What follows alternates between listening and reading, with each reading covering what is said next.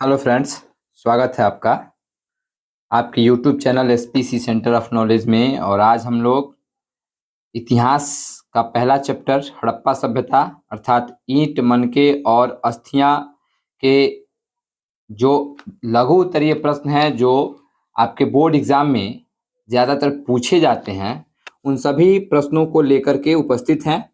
तो चलिए वीडियो को शुरू करते हैं। वीडियो पसंद आता है तो चैनल को लाइक, सब्सक्राइब और शेयर कीजिए। और यह वीडियो हम उन विद्यार्थियों के लिए खास करके बना रहे हैं जो विद्यार्थी 2024 में 12th क्लास का एग्ज़ाम देने वाले हैं। और इसमें उन प्रश्नों को संग्रहित किया गया है जो प्रश्न ज़्यादातर संभावनाएं होती हैं आने का 2024 में।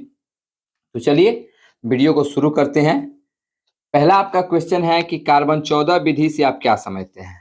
क्या क्वेश्चन है कि कार्बन 14 विधि से आप क्या समझते हैं। देखिएगा दोस्तों कि प्रश्न क्या पूछा गया है कि कार्बन 14 विधि से आप क्या समझते हैं। तो कार्बन 14 विधि क्या है, तो कहेंगे कार्बन 14 विधि जो है तिथि निर्धारण की एक वैज्ञानिक पद्धति है। यह किसी भी जीवित वस्तु में कार्बन जो कहा जाता है, कह रहा है कि वस्तुतः किसी भी जीवित वस्तु में कार्बन 12 एवं 14 समान मात्रा में पाया जाता है। क्या पाया जाता है, तो कार्बन 12 और कार्बन 14 जो है वह समान मात्रा में किसी भी जीवित वस्तु में पाया जाता है। कहा गया है कि मृत्यु अथवा विनाश की अवस्था में कार्बन 12 जो है वह स्थिर रहता है, मगर कार्बन 14 जो है उसकी निरंतर क्षय होने लगती है, यानी घटने लगती है। कि कार्बन का अर्ध आयु काल 5568 प्लस माइनस 90 वर्ष का होता है। अर्थात आप 5568 में प्लस 90 भी जोड़ सकते हैं, आप प्लस 90 घटा भी सकते हैं। अर्थात इतने वर्षों में क्या पूछा गया है कि कहा जा रहा है कि अर्थात इतने वर्षों में कार्बन 14 की मात्रा आधी रह जाती है। इस प्रकार किसी वस्तु में कार्बन 14 की मात्रा जितनी कम होती है वह वस्तु उतनी ही प्राचीन या पुरानी मानी जाती है। तो आशा करते हैं कि आपको पहला क्वेश्चन समझ में आया होगा। तो चलिए दूसरे क्वेश्चन की तरफ हम लोग बढ़ते हैं। और दूसरा क्वेश्चन आपका क्या है, दूसरा क्वेश्चन को हम लोग देखते हैं। ऐसे ही हमारे पास बहुत सारे प्रश्नों का संग्रह है और आशा करेंगे कि आपको सभी प्रश्न अच्छे तरीके से याद हो जाएं और आप बोर्ड एग्जाम में अच्छे तरीके से लिखें। दूसरा प्रश्न कहा गया है कि हड़प्पा सभ्यता की जल निकासी प्रणाली की क्या विशेषता थी। देखिए, हड़प्पा सभ्यता जिसे नगरीय सभ्यता भी कहा गया, कांस्य युगीन सभ्यता भी कहा गया, आद्य ऐतिहासिक सभ्यता भी कहा गया, सिंधु सरस्वती सभ्यता भी कहा गया, ऐसे बहुत सारे नामों से हड़प्पा सभ्यता को जाना गया। तो इसी में से पूछा गया एक प्रश्न है कि हड़प्पा सभ्यता की जल निकासी प्रणाली की व्यवस्थाएं कैसी थी, यानी क्या थी। कह रहा है कि हड़प्पा सभ्यता की सबसे अनूठी जो विशेषता थी ना, वह क्या था, तो एक नियोजित जल निकासी प्रणाली थी। यहाँ पर आप समझ सकते हैं, कहा गया है कि हड़प्पा सभ्यता की सबसे अनूठी विशेषताओं में से एक नियोजित जल निकासी प्रणाली थी। सड़कों तथा गलियों को लगभग एक ग्रिड पद्धति में बनाया गया था, यानी सड़क और जो गली था समान एक समकोण पर एक दूसरे को काटते थे। कि ये एक दूसरे को समकोण पर काटती थी। ऐसा प्रतीत होता है कि पहले नालियों के साथ गलियों को बनाया गया था। किसको बनाया गया था दोस्तों, तो पहले नालियों के साथ गलियों को बनाया गया था। उनके अलग अगल बगल घरों का निर्माण किया गया था। अगर घरों के गंदे पानी को गलियों की नालियों में जोड़ना था तो प्रत्येक घर की जो कम से कम एक जो दीवार थी वह गली से सटी होनी चाहिए। क्या कहा गया है कि अगर उनके अगल बगल घरों का निर्माण किया गया था, अगर घरों के गंदे पानी को गलियों की नालियों से जोड़ना था तो प्रत्येक घर की एक दीवार को गली से क्या होना चाहिए, सटा होना आवश्यक था। तो आशा करते हैं कि आपको दूसरा क्वेश्चन भी समझ में आया होगा। चलिए तीसरा क्वेश्चन को देखते हैं हम लोग। तीसरा क्वेश्चन क्या है, तो तीसरा क्वेश्चन है दोस्तों कि हड़प्पा सभ्यता के पतन के क्या कारण थे।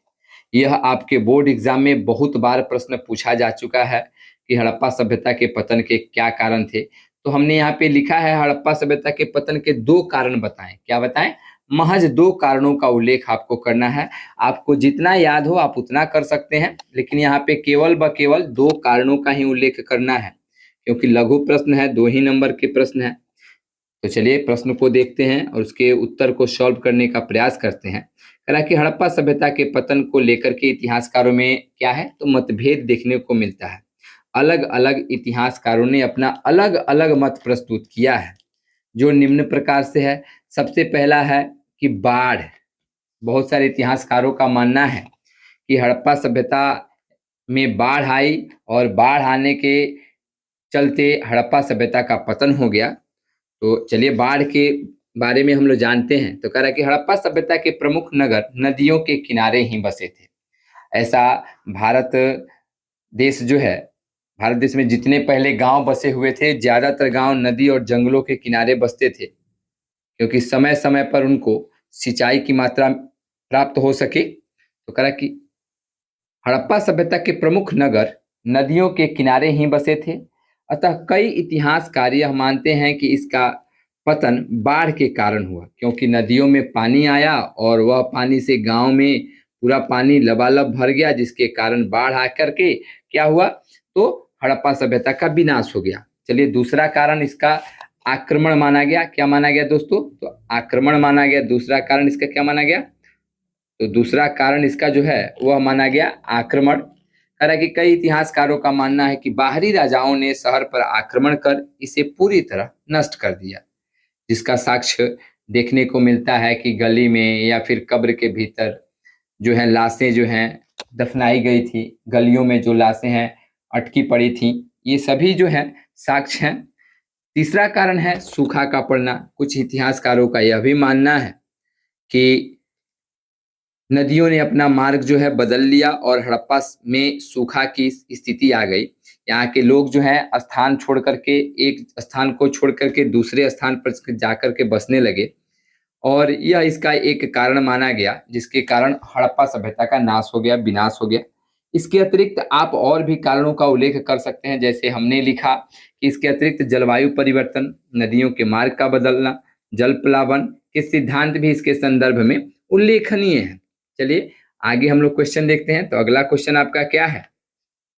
तो अगला क्वेश्चन है दोस्तों कि सिंधु घाटी सभ्यता की नगर योजना का वर्णन करें। तो सिंधु घाटी सभ्यता का नगर योजना जो अपने आप में एक बहुमुखी रही है। कह सिंधु घाटी सभ्यता अपनी भवन निर्माण, किसके लिए? भवन निर्माण तथा नगर योजना के लिए प्रसिद्ध थी। सभी बड़े नगर एक सुनिश्चित योजना के आधार पर बने हुए थे। जो बड़े नगर थे, एक पश्चिमी द्वार, एक पूर्वी द्वार।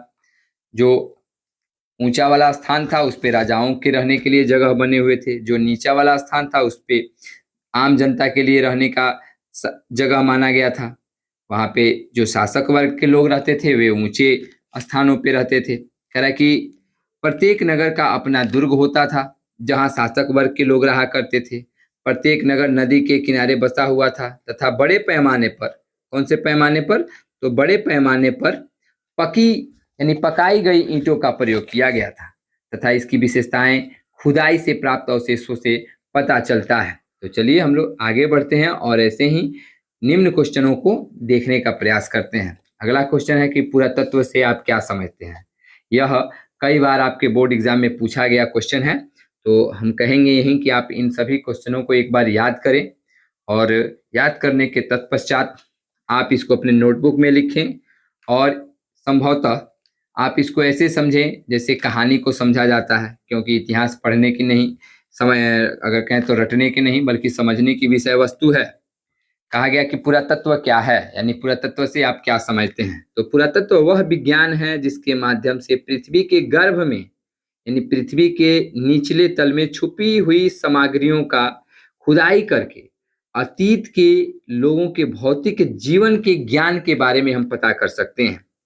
यह संपूर्ण हड़प्पा सभ्यता का ज्ञान पुरातत्व पर ही आधारित है। हड़प्पा सभ्यता की अगर खुदाई नहीं होती तो हम लोगों को पता नहीं चलता कि हमारे प्राचीन समय में हड़प्पा नामक कोई सभ्यता थी, मोहनजोदड़ो कोई राजधानी नगर था, यह हमें कैसे पता चलता? तो यह पुरातत्व का ही देन है कि आज हम हड़प्पा से अवगत हैं। तो चलिए आगे बढ़ते हैं और इसी तरह से क्वेश्चनों का हम लोग सॉल्व करने का प्रयास करेंगे। यह आपका अंतिम क्वेश्चन है इस पाठ से, क्योंकि 6 क्वेश्चन को ही हम लोगों ने यहाँ पे वीवीआई के रूप में देखा है। ताकि आप अच्छे ढंग से इसको याद कर सकें और परीक्षा में अच्छे मार्क्स उठा सकें। एक बात तो याद है कर लीजिए कि अब की बार जो है आपके इतिहास में 98 पार जो है कोई रोकने वाला नहीं है। तो चलिए कह रहा है कि इतिहास लेखन में अभिलेखों का क्या महत्व है। ऐसे क्वेश्चन आता है कि इतिहास लेख में अभिलेख का क्या महत्व है। तो इतिहास लेखन में जो अभिलेखों का महत्व है वह बहुत बड़ा है। क्या है? बहुत बड़ा है।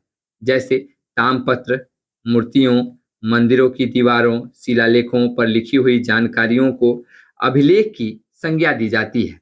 अगर पुराने प्राचीन वस्तुओं पर लिखी हुई अभिलेख नहीं होती तो हम यह नहीं जान पाते कि यह वस्तु किसके द्वारा बनाई गई है, यह वस्तु कब की है। कह रहा है कि इसका महत्व हमारे जीवन में भी है। अगर हमें अपने प्राचीन पुरावस्तुओं को या जातियों या अन्य वस्तुओं का ज्ञान प्राप्त करना है तो यह अभिलेख उसमें अपना योगदान देती है। बगैर अभिलेख के हम प्राचीन सामग्रियों के बारे में कुछ नहीं जान पाएंगे। तो आशा करते हैं कि आपको यह 6 प्रश्न बेहद शानदार लगा हो। अगर आपको ये प्रश्न अच्छे लगे हों, आपके परीक्षा में आने योग्य हों, तो आप चैनल को सब्सक्राइब करके बेल आइकन को प्रेस करें और कम से कम आप अपने दोस्तों तक शेयर करें। Thanks for watching my channel.